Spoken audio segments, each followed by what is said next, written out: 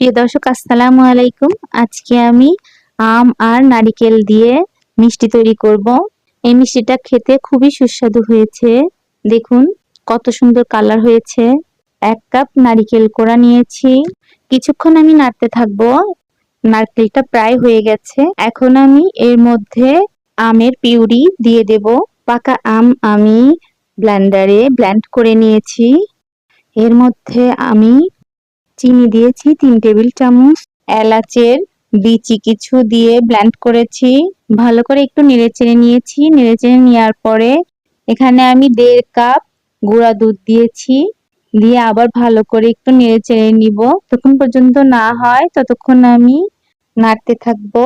চুলার আঁচটা আমি লোতে রেখেছি। দেখুন আমার মিষ্টিটা প্রায় হয়ে গেছে। এখন একটা প্লেটে আমি নিয়েছি।